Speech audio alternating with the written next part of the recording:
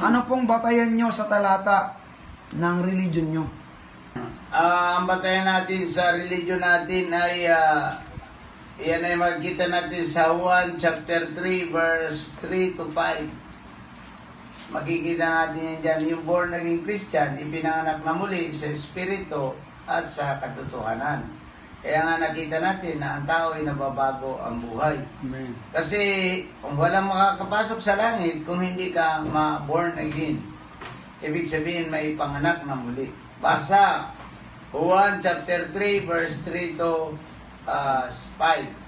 Juan chapter 3 verse 3 to 5. Hmm. Sumagot si Jesus, "Tandaan mo ang sinasabi kong ito.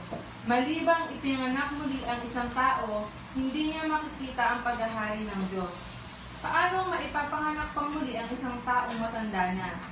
Makakapasok pa ba siya sa sinapupunan ng kanyang ina para muli ipanganak?" Tanong ni Nicodemo.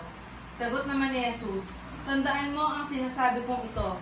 Malibang ang isang tao ay pinanganak sa pamagitan ng tubig at ng Espiritu, hindi siya makakapasok sa kaharian ng Diyos." Yan.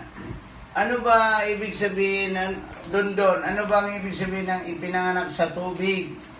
Ang ibig sabihin ng ipinanganak sa tubig, ipinanganak sa salita ng Diyos na naglilinis ng iyong kasalanan. Na may panganak ka kailangan sa tubig at sa Espiritu. Ibig sabihin, mabautismohan ka sa Espiritu. Ikaw ay may panganak na muli sa pamamagitan ng salita ng Diyos para ikay maging malinis. Walang iba kundi pagsisisi at pagtalikod sa kasalanan.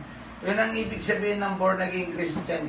Mga nagsisi at tumalikod sa kasalanan at tinanggap si Jesus bilang Panginoon at tagapagligtas at nabago ang kanyang buhay. Yan po ang ibig sabihin ng born again Christian. Hindi po kayo makakapasok sa langit hanggang hindi kayo binago ng Diyos.